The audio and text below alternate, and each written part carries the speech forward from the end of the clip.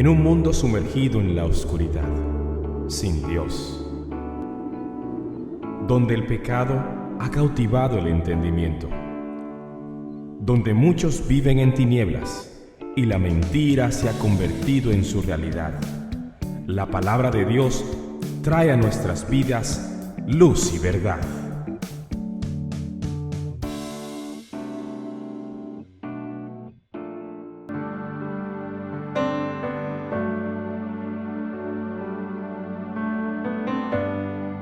No sé tú, sobre todo a los hermanos, a los miembros de esta iglesia, pero yo me he hecho una pregunta y quiero transmitírsela a ustedes en esta mañana. Y me he puesto a pensar en qué será de nuestra iglesia después de 20 años. Pero te diré lo que yo veo. Yo veo a más de 3,000 personas asistiendo a un culto. Por otro lado, veo a un grupo de pastores y diáconos sirviendo al Señor. Veo gente, todo un pueblo adorando, gente llegando. Pero para todas estas cosas no se necesita solo emoción. Se necesita fe en un Dios vivo. La Escritura dice que el pueblo que conoce a su Dios se esforzará y actuará. Se esforzará y actuará basándose en aquella fe que tenemos en nuestro Dios. Es decir que se necesita gente que renuncie a sí mismo. Se necesitan de personas sin temor a qué comeré, a qué viviré, cómo me sostendré, porque siempre esas cosas inquietan nuestras mentes. Se necesita, en otras palabras, fe en Dios. A veces nos preguntamos si, bueno, eso como que es para los hombres. Yo me pregunto, ¿y por qué creemos que el llamado es solo para los hombres? Dios puede y ha llamado a lo largo de la historia de la Biblia, de la humanidad, también a mujeres. Y conozco de mujeres piadosas que hacen su ministerio silencioso detrás del pastor, del diácono o aún sirviendo dentro de la iglesia. Mujeres que han ofrendado su tiempo, sus recursos, su energía al Dios de los cielos. Por lo tanto, si eres mujer, Dios puede tener un llamado para ti en su tiempo. Mujer, varón de Dios, yo diría que empiecen a prepararse. Y vamos a ver, el tema titulado para este día es Fe en Dios. Fe en Dios. Y leo la palabra del Señor, Génesis 12, del 1 al 8. El Señor le dijo a Abraham: deja tu tierra, tus parientes y la casa de tu padre, y vete a la tierra que te mostraré. Haré de ti una nación grande y te bendeciré. Haré famoso tu nombre y serás una bendición. Bendeciré a los que te bendigan y maldeciré a los que te maldigan. Por medio de ti serán bendecidas todas las familias de la tierra. Abraham partió tal como el Señor se lo había ordenado, y Lot se fue con él. Abraham tenía 75 años cuando salió de Harán. Al encaminarse hacia la tierra de Canaán, Abraham se llevó a su esposa Sarai, a su sobrino Lot, a toda la gente que habían adquirido en Harán y todos los bienes que habían acumulado. Cuando llegaron a Canaán, Abraham atravesó toda esa región hasta llegar a Siquén, donde se encuentra la encina sagrada de Moré. En aquella época, los cananeos vivían en esa región. Allí el Señor se le apareció a Abraham y le dijo: yo le daré esta tierra a tu descendencia. Entonces Abraham erigió un altar al Señor porque se le había aparecido. De allí se dirigió a la región montañosa que está al este de Betel, donde armó su campamento, teniendo Betel al oeste y Ai al este. También en este lugar erigió un altar al Señor e invocó su nombre. En este texto que nosotros acabamos de leer, es un texto donde vemos el llamado a un hombre llamado Abraham, Y este llamado tenía o estaba cargado de ciertas implicaciones y hasta cierto punto de un reto para este hombre llamado Abraham. Este hombre tenía que renunciar a su país, tenía que dejar el lugar donde estaba viviendo, tenía que renunciar también a sus amistades. Cada vez que uno se establece en un lugar, tiene amistades con las que se conocen y ellos lo pueden auxiliar. Tenía que renunciar a esas amistades. Pero por otro lado también tenía que renunciar a sus familiares, a la casa de su padre. De igual manera, así como él tenía que hacer una triple renunciación, el Señor le hace a Abraham una triple promesa que hemos leído en el capítulo 12 del 1 al 8. Y esa promesa está en primer lugar en que Dios lo iba a guiar en la providencia de él a una nueva tierra. Abraham iba a ser guiado por el mismo Señor y Dios. Pero en segundo lugar, dice la Biblia que de este hombre iba a ser Dios, de él, una nación grande, más grande que las estrellas del mar, que no se podían contar. Eso iba a ser Dios con este hombre, lo iba a guiar, iba a hacer de él una nación grande. Pero en tercer lugar, Dios le promete a él que lo iba a bendecir, haciendo o engrandeciendo el nombre de Abraham. De hecho, Abraham es conocido como el padre de la fe. Este hombre, dice la Biblia, que creyó en esperanza contra esperanza. Esperaba la ciudad celestial que tiene fundamentos y nunca la vio. Él esperaba a ese Dios vivo y verdadero y nunca lo vio, nunca vio a Cristo. Pero dice la Biblia que su fe le fue contado como justicia. Por eso la Biblia habla del justo Abraham y del justo Lot. Y esto es lo que se conoce en las Escrituras como el pacto que Dios hizo con Abraham, que consiste en una descendencia, una tierra y una bendición para todas las naciones. Hablamos de las naciones en la fe de Abraham. Lo que Dios requería realmente de este hombre era, en primer lugar, que él abandonara todo aquello a lo cual él estaba aferrado. Es difícil para nosotros al día de hoy tratar de abandonar ciertas cosas. Pero cuando Dios nos llama, Él se encarga de darnos no solamente el equipamiento, sino las herramientas para sostenernos y hacer lo que Dios quiere que hagamos.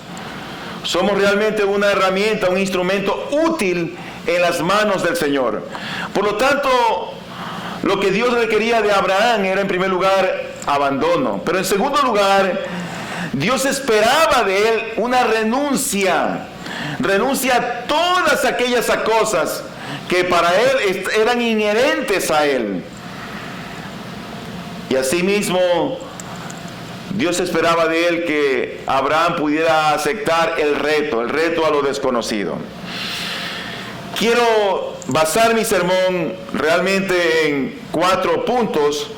Y lo primero que quiero ver es acerca del llamado de Abraham.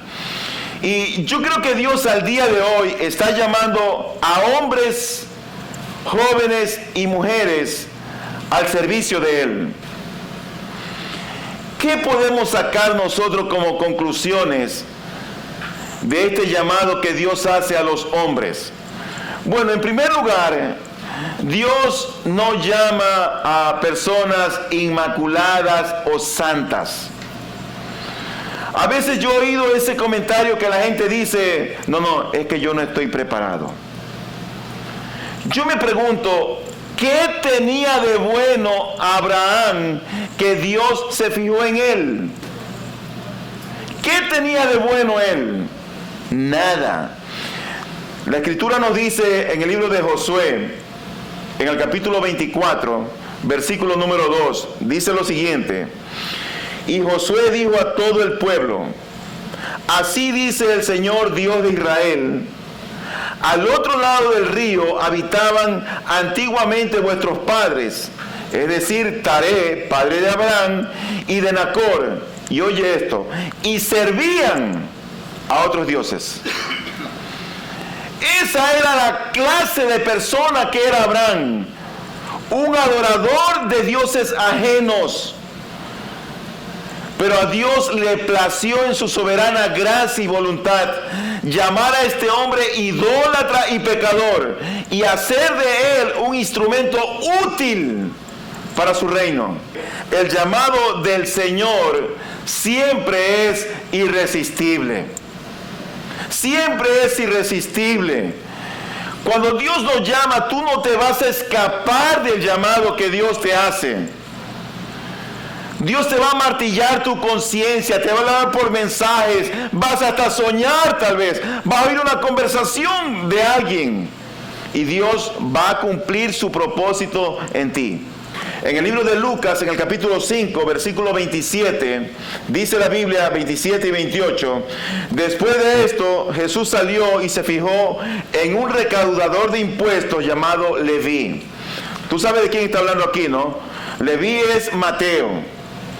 Y Mateo ocurre que era un ladrón, porque todos los recaudadores de impuestos, todos aquellos hombres que estaban encargados de cobrar el tributo a la nación, no solamente que se guardaban el dinero de lo que recaudaban, eran también conocidos como publicanos, sino que también se enriquecían a causa del pueblo. Estos hombres verdaderamente eran odiados por la nación. Lo peor para un judío era ser una mujer y ser un publicano.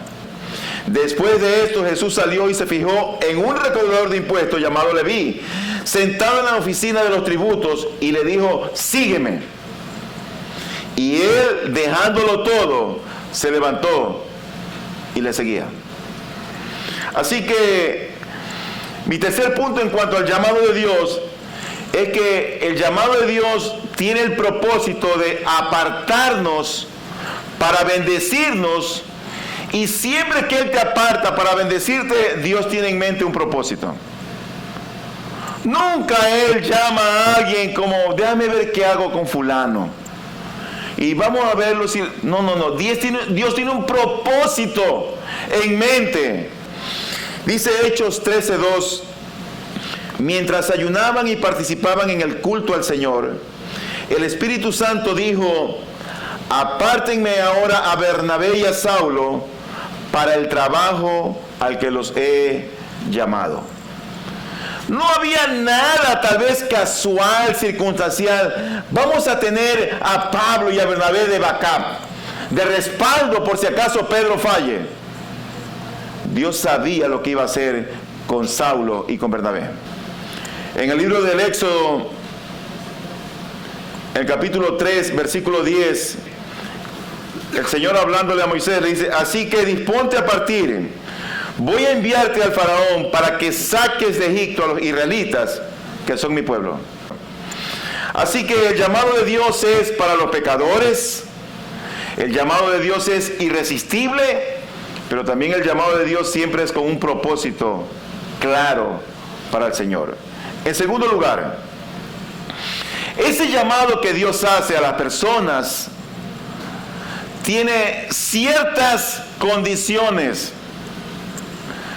Por un lado está la responsabilidad del hombre y por otro lado está la soberanía de Dios. Por un lado el hombre es responsable y por otro lado Dios es soberano. Dejar la seguridad económica, dejar la seguridad política y dejar la seguridad material, eso implica dejar el confort y la comodidad que uno tiene donde vive. Y ocurre que muchos, cuando tienen ese llamado, ¿saben en lo que piensan? Justamente en eso. Pero yo tengo que dejar esto y aquello y esto y más acá. Y cuestionan el llamado de Dios. Abraham tenía que dejar todo aquello. Tenía que dejar todo aquello. Pero no solamente tenía que dejar la seguridad económica, política y material. También dice la Biblia que tenía que dejar, dice el versículo 1, deja tus parientes. Debía él dejar la seguridad familiar y social. Ese llamamiento tiene ciertas condiciones de dejar el confort, de dejar nuestros afectos o emociones.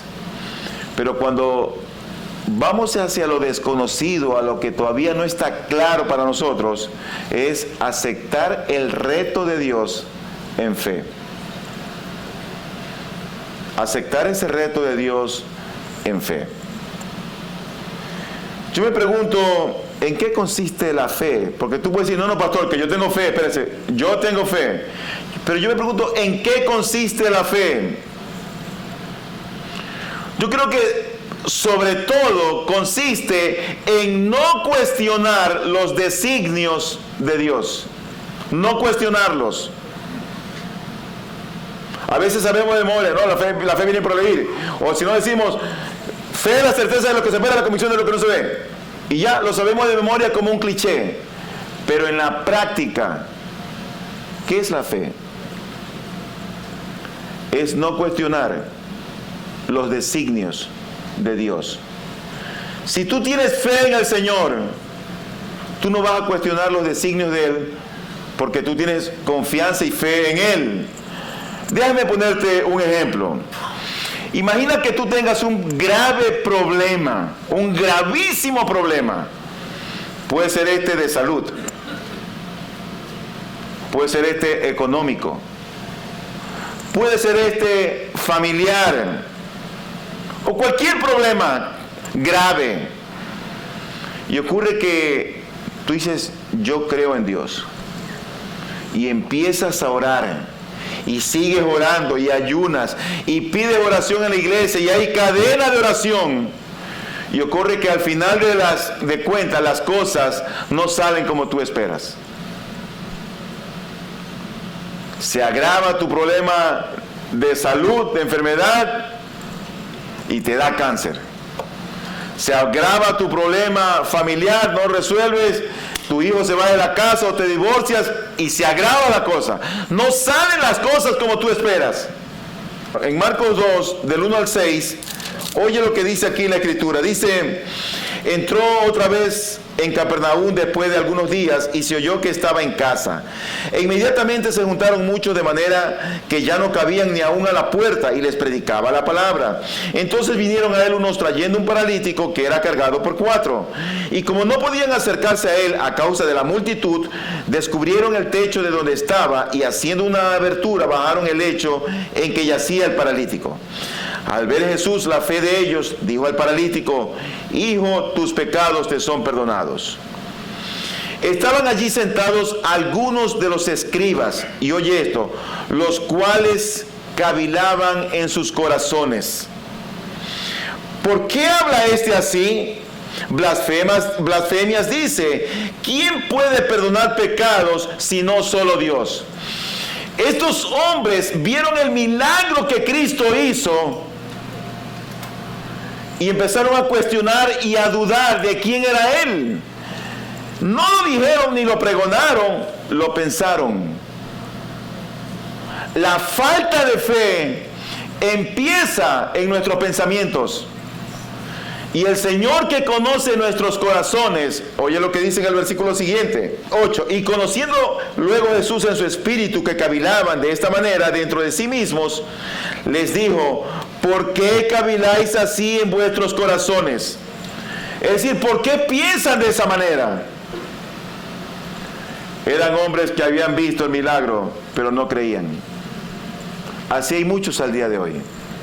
En tercer lugar, el llamado también tiene ciertas promesas. Aquí vimos ya lo que el hombre hace. El hombre deja su seguridad, su confort, su comodidad, sus afectos, sus emociones familiares. Ahora, lo que Dios hace. Ese llamado de Dios, cuando Dios llama algo, es porque Dios va a hacer algo con esa persona a quien Dios llama. Dios está más interesado en lo que tú eres que en lo que tú haces. Dios está interesado en tu corazón. Y es por eso que Dios le dice a Abraham y le da una bendición de reconocimiento personal. ¿Y sabes qué es lo que dice? Engrandeceré tu nombre. ¿Tú sabes por qué? Porque Dios honra a los que le honran. Haré de ti una gran nación. Y eso me encanta. Yo creo que lo de la doctrina de la falsa prosperidad o el evangelio de la prosperidad estuvieran contentos con esto. Porque para ellos todo es bendición y prosperidad y alegría y abundancia. Pero este fue un llamado específico para alguien que hacía las cosas a la manera de Dios. Y serás de bendición a las naciones. Eso implicaba la bendición ya no solamente material, sino la bendición espiritual. ¿Sabes tú que por causa de este hombre, Abraham, tú y yo estamos aquí hoy? Finalmente, el llamado del Señor, ¿sabes que tiene ciertas demandas también? Y la demanda de Dios es siempre una relación con Él. A veces queremos servir al Señor, hacer la obra de Dios, y nunca estamos relacionados con Él. Nos volvemos como muy activistas. No pedimos consejos, no nos exponemos a la palabra, no la escudriñamos, no oramos, no tenemos comunión con los hermanos, pero queremos que Dios nos use. Esto implica que Dios era lo más importante para Abraham y que Abraham estaba dispuesto a serle fiel en cualquier circunstancia, en cualquier lugar o donde había la oportunidad para levantar un altar y adorarle. ¿Y por qué Abraham adora a Dios? Bueno, en primer lugar, en reconocimiento o por gratitud a Dios. Él está reconociendo quién era ese Dios que le hablaba, pero él también está al mismo tiempo agradecido con aquel Dios.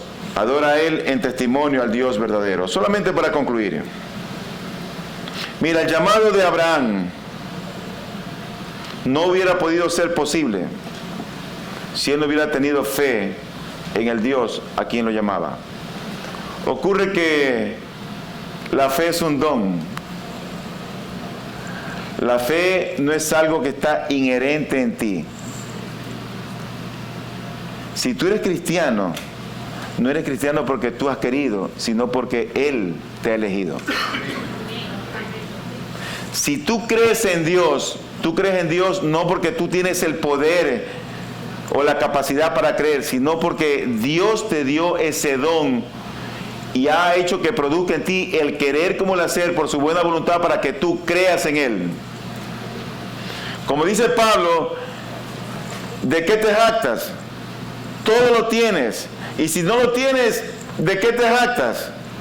¿Qué es la fe? Es un don, es un regalo. No la fabricamos, no la inducimos. Y a cada uno se nos ha dado una medida de fe. Querido hermano y amigo, asistir a la iglesia no es suficiente si no tienes fe. Cantar no es suficiente si no hay fe. Orar no es suficiente si no hay fe. Dice la Biblia que cuando tú y yo nos acercamos al Señor, nos acerquemos en fe, creyendo que Él existe y creyendo que Él es. Querido amigo, si tú sabes que el Señor te ha hablado y tú estás distante de Dios, yo te animo a que el día de hoy no endurezcas tu corazón y que te vuelvas al Señor. Que te vuelvas al Señor en fe. Que confíes en Él para la salvación de tu alma, de la ira venidera y del juicio eterno. Dios no está aquí para juzgarte. Dios no está aquí para condenarte.